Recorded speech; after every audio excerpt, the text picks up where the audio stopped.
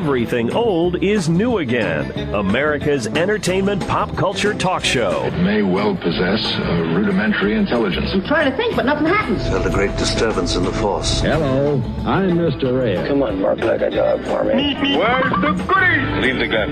Take the cannoli. I bet you wouldn't have done anything like this if Mom and Dad were here. You filthy criminal. Excuse me while I whip this out. Go ahead. Make my day. Here are your hosts, Douglas Viviani and David Cohen. And now, the end is near, and so I face the final curtain.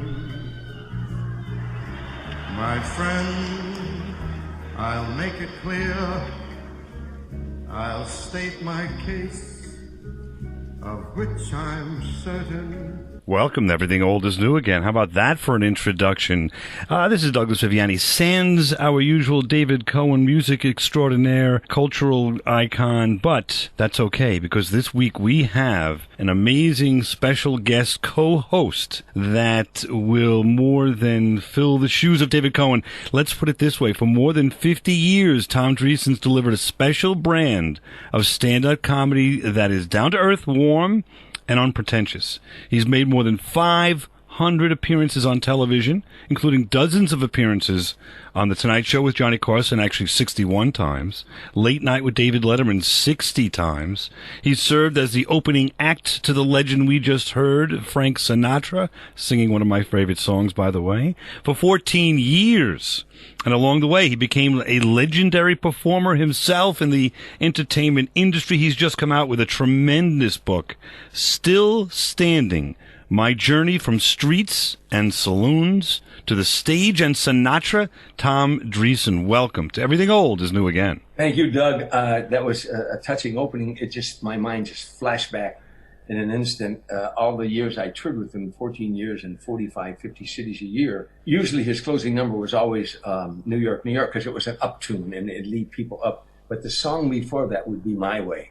And I would always be sitting in the wings watching his final songs, and because we would bolt out of the arena and rush to the private jet. But that song, toward the end of his life, while it always had great significance with the audience, but toward the end of his life, when the light would go down low and a spot would come on, just him on the stage, and he would say, "And now the end is near," people in the audience would burst into tears, sobbing, "We love you, Frank. We love you, Frank." I mean, it was the most moving thing to watch that song. And then always a huge standing ovation, and the lyrics had such significance to his life, and not the words of one who kneels. The record shows I took the blows and I did it my way.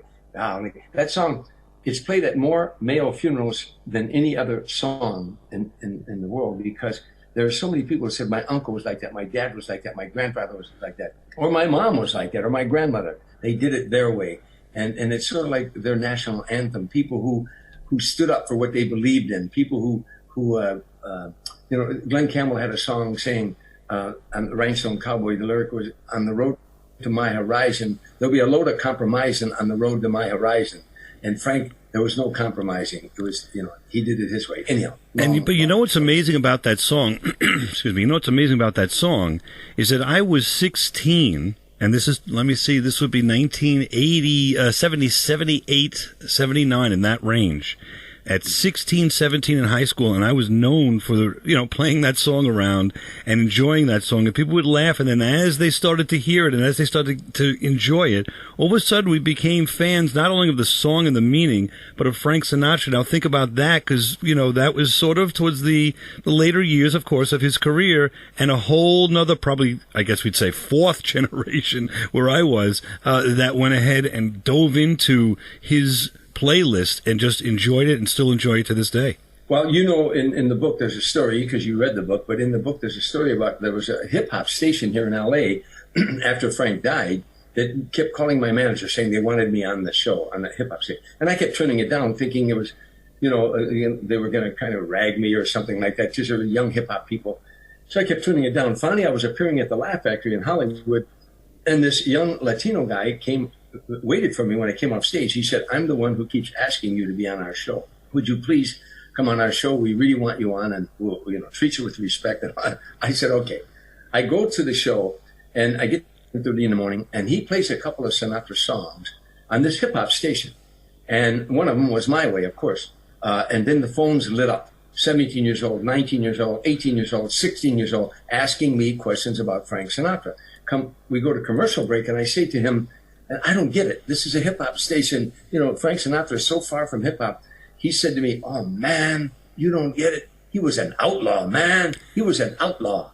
So the young people, because he did it his way, not the words of one who kneels, that's what they admired about him, as well as his music. And you certainly have done it your way, and you explain it to us in detail. And Still Standing, My Journey from the Streets and Saloons to the Stage, and Sinatra by Tom Dreesen, Amazon.com. When you started out doing comedy in Los Angeles, you met the likes of Jay Leno, Freddie Prinze, David Letterman, Robin Williams. Is there something you can relate to us that you learned from them, either about comedy or about life in general? Well, let's go back before that. Before I met them, I was with a comedy team for 6 years. Tim Reed and I were America's first black and white comedy team. History shows we were the last. We toured for 6 years together. So when I met those people you just mentioned, the team had split up, broke my heart. I thought our comedy team could be the best comedy team in America. That was our goal, or my goal. And Tim wanted to be more of an actor. So when the team split up, I ended up on the West Coast. Now I'm hitchhiking up and down Sunset Boulevard, begging to work for free every night at the Comedy Store, appearing on stage with all those unknowns you just mentioned: David Letterman, Jay Leno, Robin Williams, Michael Keaton, Gallagher. The girl waiting tables was Deborah Winger, But I had a little more experience, and I was older than them, a little bit older, and I had 4 years in the military. I'd been in the JCs, a civic group. So I had a little more experience, and I was more like an older brother sometimes to them. But what you learn, we never stop learning as comedians or as human beings. We're lifelong learners, and if you say a lifelong learner, you'll live a lot longer. Never think that you've ever arrived, because then you're just one step of going backwards. You keep moving forward. And watching each one of those artists perform, Jay Leno was an absolute master at stand-up comedy, and was just so engaging on the stage. And David Letterman had this quick mind. If a heckler ever fired something at him, he would fire something back so much more clever than the heckler, of course. Michael Keaton was more of an actor, a stand-up comedian, so he put a lot of acting into it. Robin was somewhere in outer space. When I had done a couple Tonight shows, I worked at a place called Newport Laugh Stop, and it was a guy named Michael owned the club in India. I was a headliner, and I had 3 acts in front of me: Willie Tyler, Lester, Black Eye Ventriloquist, Roger and Roger, a comedy team, and a new kid named Robin Williams. I thought it was a girl at first. I said, "Oh, what does she do?" He said, "No, Tom, this is a guy from San Francisco." He was the first act. He did about 5 minutes and blew me out of the room.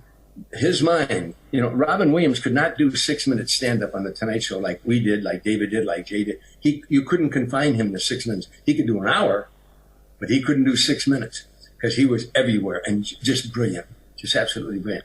So, I learned from a lot of them. And I also learned what kind of human beings they were off stage, and that was even more key. Right. And you had a big heart, because some people, as you mentioned in the book, they kind of they weren't so happy with all the things that Robin Williams did, because once in a while he'd steal a joke or two. But I think you're saying to us in the book, you're saying, listen, he didn't necessarily know that he was stealing. His mind was like a chalkboard or something, like a sponge. He just grabbed all these lines and didn't know whether it was something he made up, or was something he heard somewhere else. He was such a quick mind, right? But there was that little bit of a little animosity here and there. Once in a while, was somebody saying, "Hey, he's stealing my material," and he did that to you and presented his material, I think, on the Tonight Show or something of that nature, right? No, it was on Mork and Mindy. There you go. At the end of Mork and Mindy, he would do a monologue to Ork, and I had a joke, a stupid joke. It wasn't even that important to me, but he did do it on Mork and Mindy, and I told him, I said, "You just exposed it." He said, "Oh, Tommy, I'm so sorry." He said, I'll pay you. I said, "No, I don't want any money for the joke,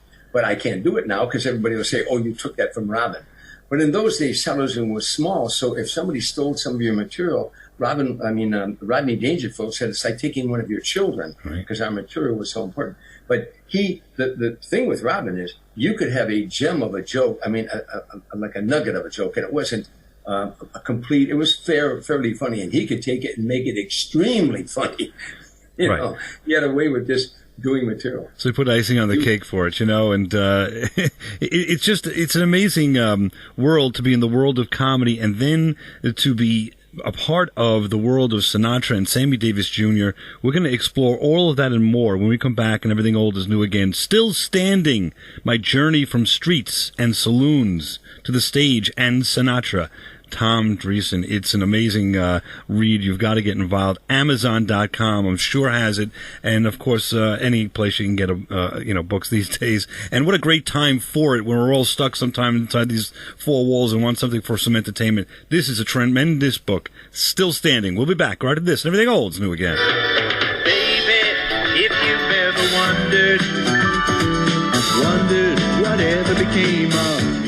You're listening to Everything Old is New Again, America's entertainment pop culture talk show with Douglas Viviani and David Cohen. I've really been looking forward to this. Me too. Thanks. I tell you, though, you kind of threw me there. I'm sorry. I didn't know you'd be white. I thought this was a black station. It's a white station. I'm white. My magazine's black. I'm black. We're an equal opportunity employer. Same here. We're pretty militant about it, too. Me too. Well, good. Let's talk. About what? How about race?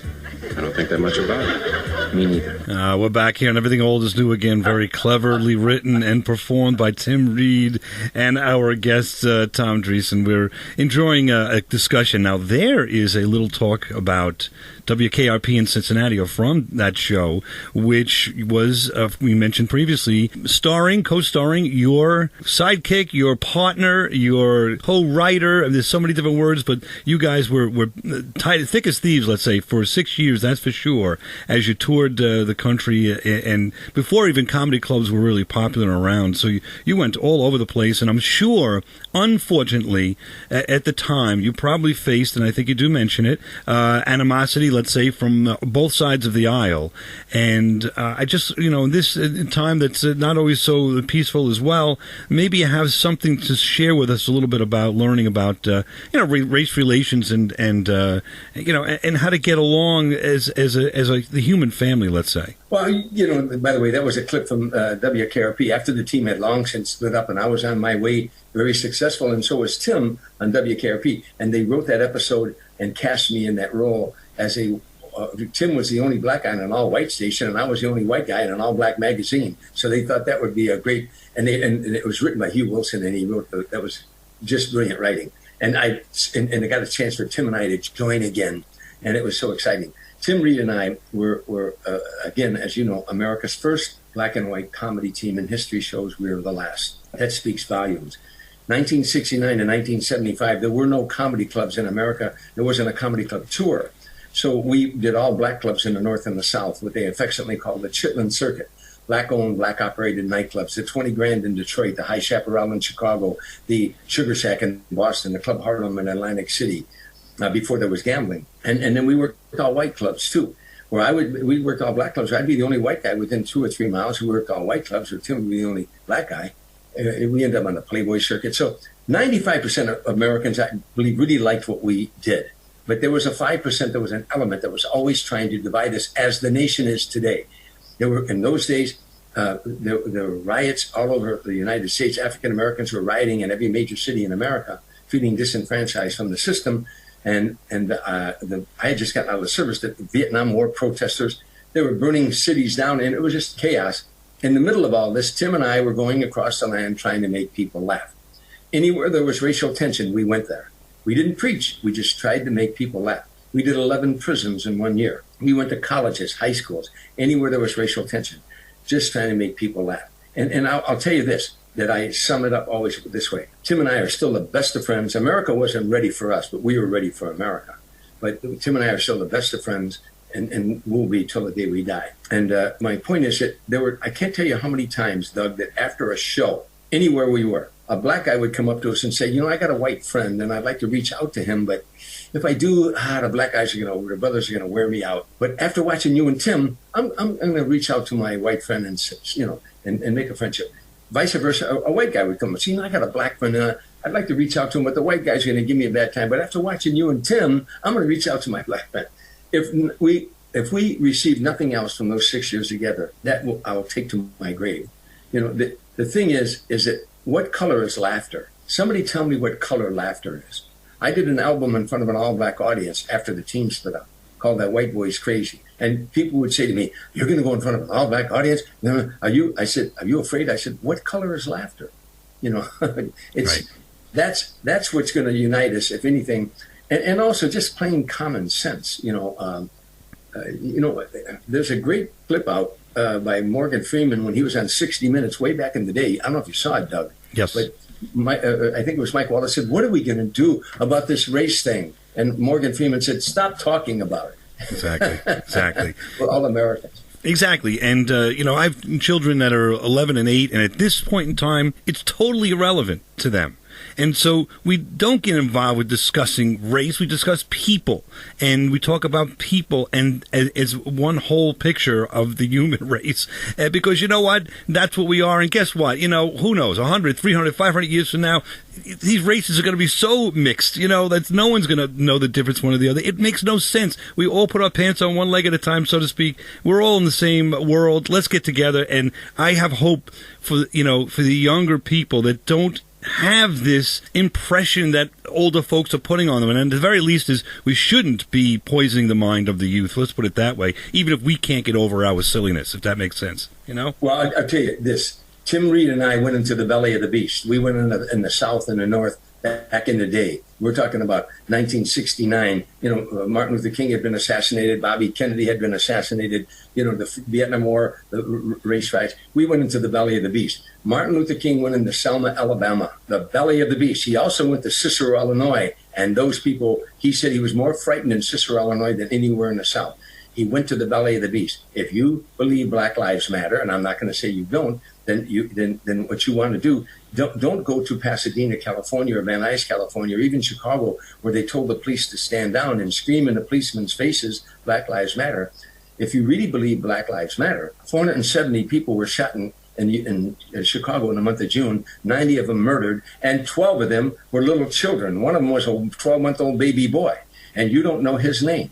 There was a 7-year-old girl. You don't know her name. There was a 11-year-old boy. You don't know his name. So if you really do believe that, then go into the south side of Chicago and scream in those gangbangers' faces, because that's what Martin Luther King would have done.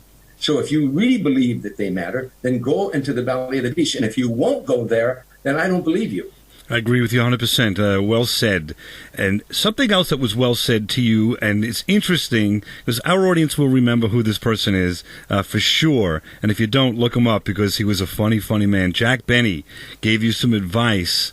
And I would interpret it in a short way by saying, listen, don't talk about politics when you're out there on stage. Talk about yourself, so the audience has a few minutes to learn who you are and enjoy you as a person when you're doing your comedy. And I would suggest in all of life.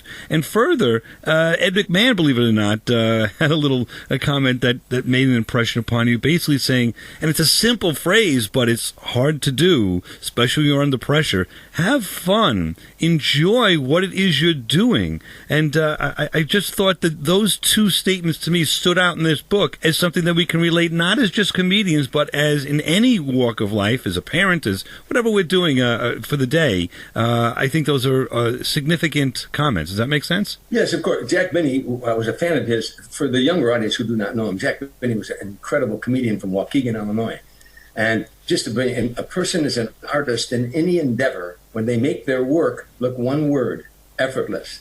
Frank Sinatra made singing look easy. You will be my music. You will be my song. You say, I can do that. No, you can't. He just made it look like you could. Jack Benny made comedy look easy. He made it look easy. And it isn't easy, but he made it look conversation, not presentation. He told me, when you do your first appearance on The Tonight Show, don't walk out there and tell 26 million people, that's how many watched the show in those days, don't tell 26 million people what you think about the government or the airlines.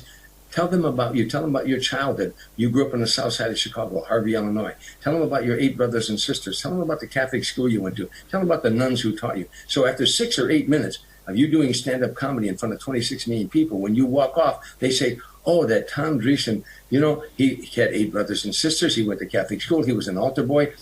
He played basketball on an all-black basketball team. You left part of you out there. You introduced yourself to America through your comedy. Then when you become a star, you can talk about the government and the airlines and so forth and so on, you know.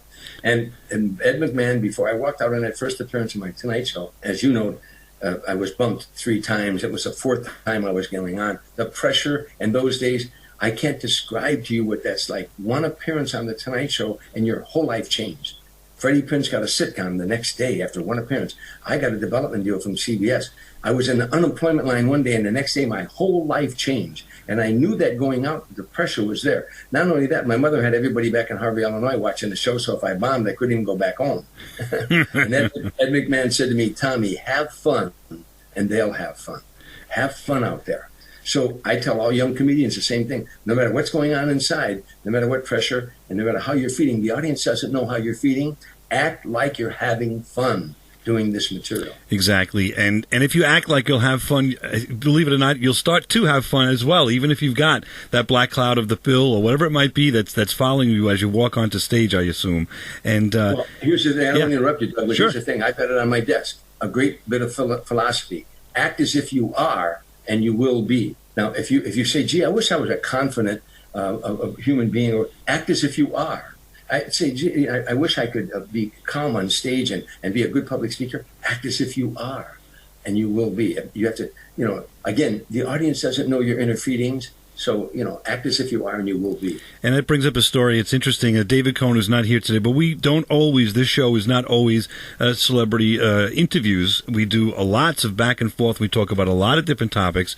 And 2 things. Number one, our topics come from, of course, pop culture, but what we enjoy in pop culture. And we get asked the question, this is like the 6th year, we're in 350 shows now, and like, where do you get the ideas from? Well, as you just mentioned, it comes from your heart, it comes from your life, your experience, and it's an endless, believe it or not, an endless fountain of information and source of material. And further, when I was in high school meeting David Cohen, I remember back, I was sort of depressed and down and whatever, things weren't going good, and my dad said the same thing. Act as if you're having fun, or act as if you're funny. I always wanted to be funny, or I get to laugh. And so sooner or later, as I was acting that way, you sort of, as to the best of your ability, became that person, or became what you wanted. And I think it's a really important lesson, and as many lessons that you get from this book, which is tremendous. You got to get your hands on. Still Standing: My Journey from Streets and Saloons to the Stage and Sinatra. And we'll continue talking with Tom Dreesen, and we're going to talk about Sinatra and Sammy Davis Jr. and more when we get back. Right after this, and everything old's new again.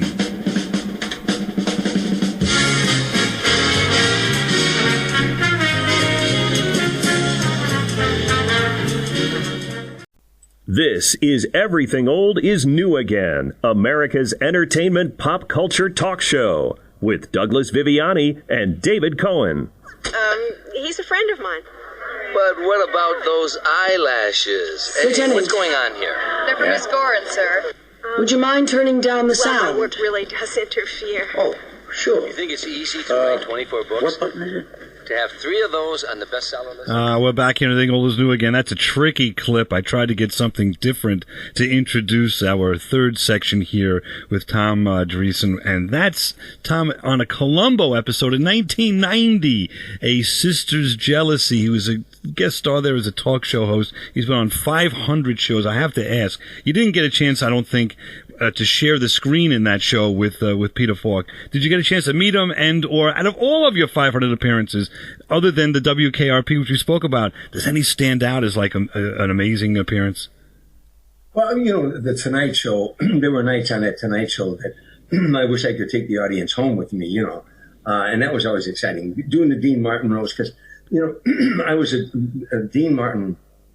First of all, let me digress. I also did Murder, She Wrote a couple times and did a couple scenes with Angela Lansbury, who was just this brilliant actress who the directors didn't need the director. She directed every scene. She would tell you exactly what she wants from you in the scene. And it was that was really a lot of fun doing with her. But, when I was growing up, Shining Shoes in all the bars in Harvey, Illinois, on the jukebox was Frank Sinatra, of course, and Sammy Davis Jr. and Dean Martin. So anytime I did the Dean Martin roast and being with Dean, and I ended up playing golf with Dean and doing some shows with Dean, those always stood out to me. I toured with Sammy Davis, as you know, for 3 years, and having Sammy, he would go out and do 3 or 4 songs in Vegas and then bring me out. Those were moments. It's hard to describe. Those are pinch me moments. That you sometimes you look back and say, did that really happen? Did it really, really happen that I was gracing the same stage as Sammy Davis Jr., as Frank Sinatra, as Dean Martin? So there were so many of those pinch me nights like that, And I do want to talk about Sammy for a moment, and I mentioned Sammy like I know him, and that's some of the genuine presence that he relayed to everyone. We all felt that he was our best friend, so to speak. I call him Sammy. Really, Mr. Sammy Davis Jr. hugged Nixon one time, and which is just a way that he communicated with people, and that really rubbed some people the wrong way. So when he began performing, and I think you say you saw this, he saw this this animosity in this crowd was not exactly what would you say, enjoying him to be there. Based on that, they were angry, and he was able to turn them around, singing "You Gotta Be Me." And I just think that the power of an artist and a great performer, and the arts in general, really are an amazing story there. The way he can turn and many performers could turn people around, but not like Sammy Davis. I think he even mentioned Dean Martin and Sinatra himself probably wouldn't have dealt with that crowd, right? The same way. Sammy was, first of all, Sammy hugged everybody. Sammy hugged stop signs. He hugged you. Every time you'd see me, he hugged everybody. And so President Nixon, he went there to the White House to ask to try to do something for the black community, and President Nixon granted that he would do that. And Sammy hugged him, and cameras went off everywhere, and the picture went on the cover of Jet and the cover of Ebony and a lot of black publications, and Sammy became persona non grata in the black community because they were very anti-Nixon. And so the first time he was appearing in front of an all-black audience, I was with Tim Reed then. We were a comedy team then, and we were waiting in the wings. A bunch of other artists were going to perform, and Sammy had flown 3,500 miles and came in from overseas somewhere to do this show. He took a red eye, and when he went on stage, the MC introduced him. Ladies and gentlemen, Sammy Davis Jr. The audience was about 12,000 black people. They just started booing and jeering. Boo, get off the stage. You, Uncle Tom, get off the stage. Just everything. And Sammy was trying to get his conductor, George Rhodes, into the countdown so the music would drown out the boos. But George couldn't even hear from the screaming and the boos. Finally, Sammy wouldn't move. He stood there, and he wouldn't move. And the MC came back out and he said, ladies and gentlemen, what is our struggle all about if it isn't about individual freedom? Isn't that what we fight for the right to be Protestant, Catholic, Jew, Democrat, Republican? Isn't that what we fight for, that individual freedom? The man came 3,500 miles to sing for you. Shouldn't he at least deserve to be heard? And Sammy, he walked off, and Sammy went over and changed the sheet music of the song he was going to sing, and he sang one song, I Gotta Be Me, and he got a standing ovation. Now, halfway through that song, he's going, whether I'm right, whether I'm wrong, whether I find a place in this world or never belong, I gotta be me. I'll go it alone if that's how it must be. I can't be right for somebody else if I'm not right for me. And halfway through the song, all of us backstage, we had knots in our stomachs seeing the great Sammy Davis Jr. being booed. And now you could feel he was bringing them back.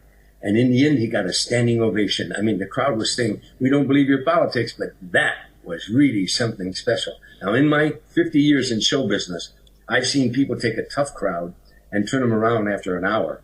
I've never seen anybody take a hostile audience and get a standing ovation after one song. That's the single greatest performance I've ever seen in my life.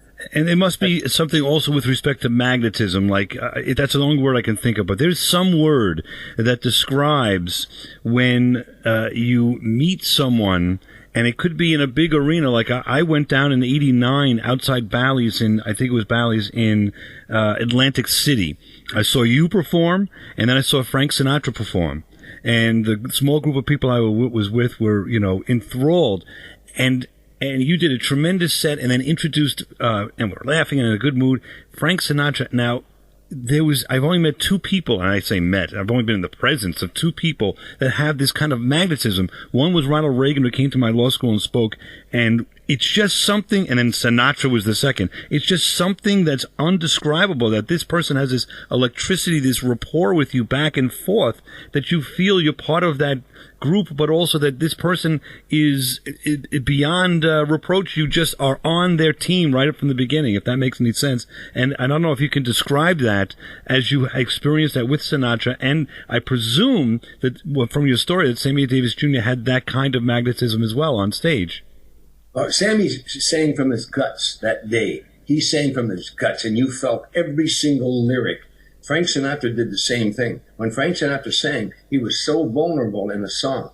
You know, one night sitting with Gregory Peck and all these great artists in Frank's compound, they spend the night down there, weekends down there. It was Gregory Peck and it was Clint Eastwood, and it was Kirk Douglas, and it was Robert Wagner and Jack Lemmon, and they were talking. It was 3:00 in the morning. They were talking film, and I was fascinated. These are people I've seen in the movies when I was a little boy in Harvey, Illinois, and they were showing such reverence to Frank. And I was curious when they were talking about acting. I said to Frank, did you ever study acting? Because I wanted to know who he studied with. I said, did you ever study acting? And Gregory Peck grabbed my arm. He said, acting lessons would have ruined him. He was a diamond in the rough you didn't fool with. So when you gave Frank Sinatra, this man won the Academy Award, never took an acting lesson. He should have, from Here to Eternity, he should have won it in The Man with the Golden Arm, or a movie called Suddenly, or The Manchurian Candidate. When you gave Frank Sinatra a song, to him it was a script. What did the writer feel the night the writer took pen in hand? So he'd immerse himself in that lyric and become that lonely guy in the bar whose woman left him, and he's never going to find love again. And you felt that. You felt that. And he never walked through it. He didn't just, I'm doing this again. He relived that story, so to speak, every night on stage, right? Charlton Heston once said, to hear Frank Sinatra sing a song is like watching a 4-minute movie. Because you felt that. There's a song Frank sings called If You Go Away. If a woman ever leaves you and you're in a bar at 2:00 in the morning and that song comes on the jukebox, If You Go Away, before the song is over, you'll put a gun in your mouth. You don't listen to all those lyrics, right? Oh, my God. Case. But, Frank, he felt that. I mean, that's why. I mean, I was with Frank. We did 20,000-seat arenas. In Hawaii, 40,000 seats. In Brazil, I wasn't with him then, but years ago, 175,000 people came to see him. But he'd be in these huge arenas, and the guy in the furthest seat, way up to the top, when Frank sang those songs, he would bring them all down like the guy was sitting at a bar with Frank. That's what I mean. It's amazing. And he had that kind of charisma. Right. I'm sorry to interrupt. It's running short on time. So yeah, but he had that kind of charisma. Who had it for him? I think he says Judy Garland was one of the best concerts Sinatra ever saw. Did he admit that to you or talk about performers that did it for him? I asked him that one night, and I said, what was the greatest concert you ever saw? And without hesitation, he said to me, Judy Garland. I said, really? Judy Garland? He said, Tommy, she would walk out on stage, and you weren't sure she was going to make it to the microphone. She looked so frail. And then you get to the microphone, and you thought, is she going to get through this first song? And all of a sudden, she penetrated your chest. You felt exactly what she was singing into your chest, and that was a kind of, and also Billie Holiday, he talked about her a couple times. His interpretation of lyrics are second to none. Steve Lawrence, who's a wonderful, marvelous singer, he once said to Frank at dinner, we're having dinner, and he looked up at Frank and he said, you ruined it for all the rest of us. Because once they heard you sing it, they knew how it's supposed to be sung. Correct. And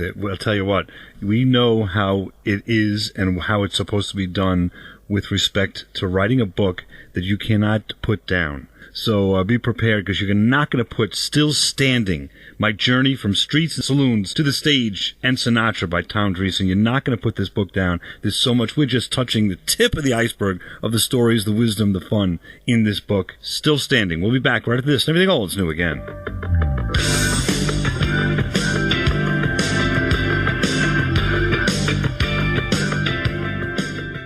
This is Everything Old is New Again, America's entertainment pop culture talk show with Douglas Viviani and David Cohen. I want to live, not merely survive, and I won't give up this dream of life that keeps me alive. I gotta be me.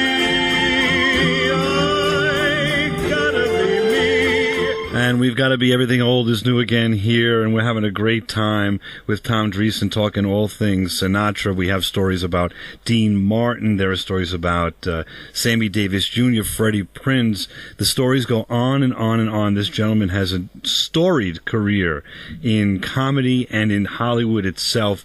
This great book, you've got to get to Amazon.com.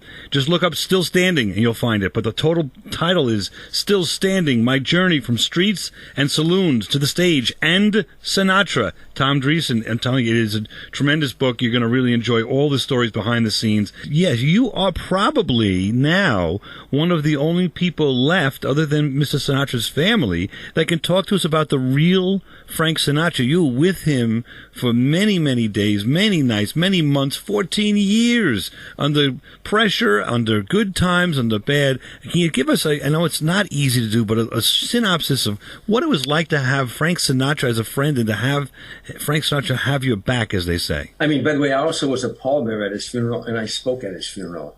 But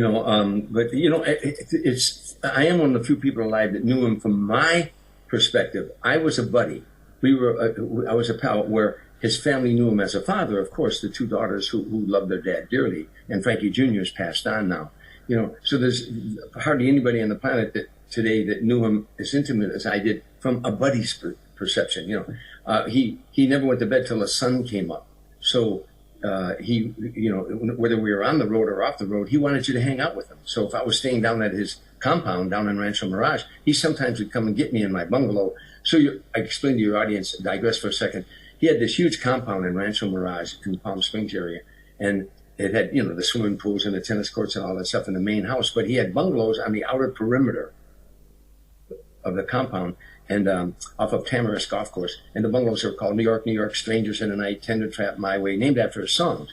And his house guests would be, Gregory Peck and his wife Veronique, Kirk Douglas and his wife Ann, Robert Wagner, Joe St. John, Angie Dickinson, Jack Lemmon and his wife Felicia, Sidney Poitier and his wife Joanne, Clint Eastwood and whoever he was dating at the time. And and for me, it was just a marvelous time. But Frank would some nights, because he stayed up till dawn, he would come and wake me up out of my bungalow at 3:30 in the morning and say, Tommy, let's take a ride. And we'd ride around the desert till the sun came up.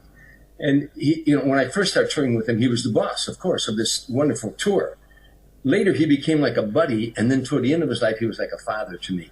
So when we take these long rides, he would start to open up more and more. And toward the end of his life, he was getting a little melancholy and talk about his childhood in Hoboken.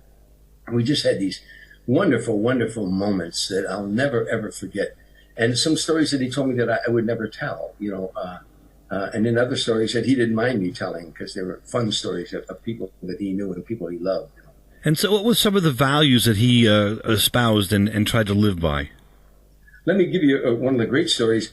As we were leaving the Waldorf Astoria one night in New York, heading to a gig, we went out the back door because if Frank would have went out the front door, he'd been mobbed. So we're going out the back. Security was rushing us to the limousine, and a woman jumped out of a doorway and she started screaming, "Mr. Sinatra, please! Mr. Sinatra, please!" And Frank was getting in the limo, and security was holding her back. And Frank finally turned around. She kept shouting, "Please, Mr. Sinatra!" He walked back and he said, "What is it?" She said, "My husband is home sick, very, very ill. If I could get an autograph from you, it would mean the world to him." And Frank said, "Sure." And he's signing the autograph. She said, "Oh, what beautiful cufflinks. They were very, very expensive cufflinks. Very expensive. I know where he got them at." And she said, "With beautiful cufflinks." He said, "Thank you very much." And he signed the autograph and took the cufflinks off and handed them to her and said, "Give these to your husband." She said, "Oh, no. I was just admiring them." He said, "No, I want your husband to have them." We get in the limo and I said, "Frank, that was beautiful. But why did you do that?" He said, "Tommy, if you possess something that you can't give away, then you don't possess it. It possesses you." And I never forgot. That's one of the lessons. Another lesson he told me that he said, "Tommy, Aristotle Onassis, when he died, when he was alive, he had mansions, he had yachts, he had private jets. The second he died, he had all that transferred. All that transferred. None of that was his. He was only using it, and we're only using it. He also talked to me about punctuality. He said, "Tommy, Frank was on time." Can you believe this or not, Douglas? Frank Sinatra, the great Frank Sinatra, was never, ever, ever late for anything, anytime, anywhere. This man who could be late and play the star role, as stars do up in Hollywood now, make you wait an hour for them. If you told Frank to be there at 9, he was there at 8:45. He was always early. And if he told you the plane leaves at 9 o'clock and you showed up at 9:01, you were watching the plane go down the runway. Because he said, if someone tells you to be in their office at 9 o'clock and you show up at 9:15, you just said to them, my time is more important than your time. Right. And he said, no one is that important. And so he taught me those things, punctuality. He taught me loyalty, what a friend is really all about. And so many things. I miss him every day of my life. That's what I was going to ask you, and I can only imagine that with all these stories that you have and these memories, cherished memories. Some of them are in Still Standing, My Journey from Streets and Saloons to the Stage and Sinatra by Tom Dreesen. And, there's a story in there, I guess I'll pick one out, about Johnny Carson, who was inappropriate in a bar one day and really became the center of attention and may have suffered some difficult times, if not lost his life, if not for Frank Sinatra. How did he save Johnny Carson's life? Well, it might be too long to tell. Yeah. But first of all, let me digress by saying I love Johnny Carson. He gave me my big break, and on the first appearance on the Tonight Show changed my life. I never stopped working from the first time I did the Tonight Show. I've never stopped working in 50 years, so I owe him a great deal of gratitude. And he put me on the show 60 times, But when Johnny was a young talk show host in New York, I didn't know him at the time. Of course, it was in New York where he was hosting the Tonight Show for the first time for a couple of years. He was a young star in the town. Everybody hung around Julie's bar. All the cops and the robbers. Julie had a bar. Julie Rizzo had a bar on West 48th Street. And everybody who was anybody went in there at one time. One night, Crazy Joey Gallo, who people who don't know, was gunned down at Umberto's Clam House in Mulberry Street. And Crazy Joey Gallo, there were 5 Dons of New York, the Don of Queens, Brooklyn, Manhattan, and all that stuff. And Joey Gallo did not take anything from any of them. He was a renegade. He was doing everything opposite of what the 5 Dons of New York, in those days, especially drugs, when they didn't want him in there, in the outfit. So he called him Crazy Joey Gallo because he killed his man at 17, first man at 17 or something. And he had a violent temper, an absolute violent temper. Well, he came into Julie's bar one night with 2 girlfriends and 2 other guys and asked Julie if he could use the back room. And the 3 guys went in the back and the 2 women stayed at the bar. They had mini skirts on in those days. And Johnny Carson walked in behind, and with Ed McMahon, and he was this new star. And Johnny always said he was a bad drinker. And he had too much to drink that night. And he snuck up behind one of the girls and tried to give her like a little goose or something like that. And she screamed bloody murder. Julie jumped over the bar and told Ed, get him out of here fast. And Crazy Joey, the girl kept screaming. And Joey finally came out of the back room and she started screaming. Johnny Carson reached up under my dress or something. He sent these 2 guys out and said, find him, beat him to the ground. And in the book, it'll describe more of what he said that I wouldn't describe on the air, of what to do to him. And then Julie, and said, you let this, American, as you know in Italian, the old Italians could not say American. So they'd say American, so American was a non-Italian. So he told Julie, you let this American, grab my girlfriend. Anyhow, long story short, the word was out that Johnny Carson was Joey Gallo was going to whack him. So long story short, Frank Sinatra went to Crazy Joey Gallo. And it's in the book, describes what happened. It'll make your hair stand on end. Only Johnny Carson could have saved, only Frank Sinatra could have saved Johnny Carson from that. Johnny's lawyer years later wrote a book and tried to take credit for it. Frank Sinatra told me that story verbatim, and so did Julie Rizzo. It's in the book, and it'll make your hair stand on end. And the book answers many questions, and exposes you to many individuals, including Dean Martin and his experience and his presentation to you, and how Dean almost got hit himself for a shrimp. So we're not going to talk about that story. We'll wet the whistle there, so to speak. There's some great stories here about all these individuals and more, and a description of David Letterman behind the scenes and what he was like growing up, or I should say growing up in the comedy scene. And Tom Dreesen has really written a book that you're going to want to get your hands on, and for the summertime, sit by the pool. Unfortunately, I think it's a great book. I think it's going to be so much of a read that you're going to ignore your wife and kids. You're going to want to hole up and read this thing. You're not going to pay attention to anyone else. You may pour yourself a martini or something like that in celebration of Tom Dreesen, because Still Standing, My Journey from Streets and Saloons to the Stage and Sinatra is a great read. It also will present you with a great way of life, great themes, great stories. Enjoy it, because and you can get it on Amazon. It's really time to celebrate all these individuals, and mostly Tom Dreesen. Thank you so much, Tom, for spending so much time with us on Everything Old is New Again. I thank you, Douglas. Ci vediamo più tardi. Ah, there we go. Translated for those who don't know. I'll see you later. There we go. It's tremendous. Thank you so much. I'm really had a great time. Everything Old is New Again stands behind Still Standing, My Journey from Streets and Saloons to the Stage and Sinatra, Tom Dreesen. We'll come back next week on Everything Old is New Again and continue talking all things entertainment, pop culture. Come on back to listen to us perform it our way. I grew tall through it all and did it my... You've been listening to Everything Old is New Again, America's pop culture entertainment talk show. Find us on the web at everythingoldisnewagain.biz. That's .biz. See you next week. Same bat time, same bat station.